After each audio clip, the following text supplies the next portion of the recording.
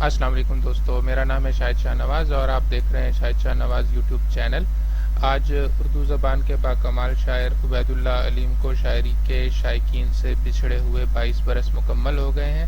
عبید اللہ علیم کا شمار جدید غزل کے صف اول کے شعراء میں ہوتا ہے۔ انہوں نے شاعری کے ساتھ ساتھ تصنیف و تالیف بھی کی اور ٹی وی سے وابستہ بھی رہے۔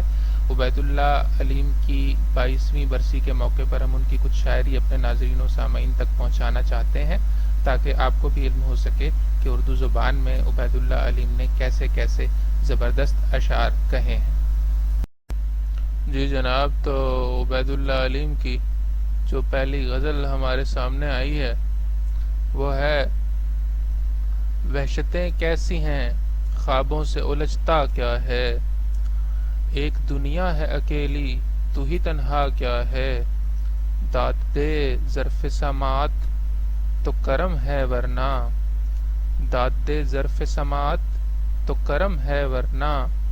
تشنگی ہے میری آواز کی نغمہ کیا ہے، بولتا ہے کوئی ہر آن لہو میں میرے، پر دکھائی نہیں دیتا یہ تماشا کیا ہے، جس تمنا میں گزرتی ہے جوانی میری، میں نے اب تک نہیں جانا وہ تمنا کیا ہے، یہ میری روح کا احساس ہے آنکھیں کیا ہیں، یہ میری ذات کا آئینہ ہے چہرہ کیا ہے، کاش دیکھو کبھی ٹوٹے ہوئے آئینوں کو،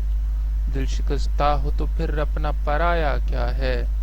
زندگی کی یہ کڑی دھوپ بچا لے مجھ کو، پیچھے پیچھے یہ میرے موت کا سایہ کیا ہے۔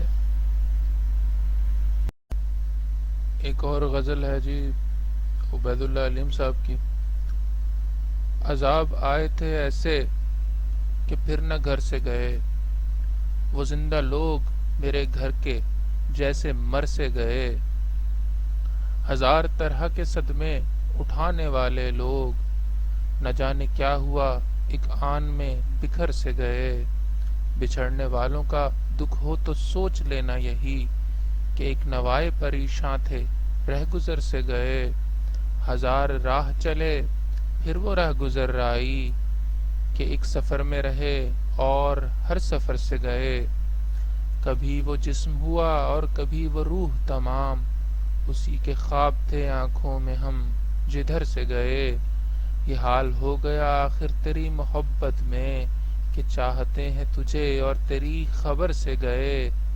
جو زخم زخم زباں بھی ہے اور نمو بھی ہے، تو پھر یہ وہم ہے کیسا کہ ہم ہنر سے گئے۔ امید کرتے ہیں یہ ویڈیو آپ کو اچھی لگی ہوگی۔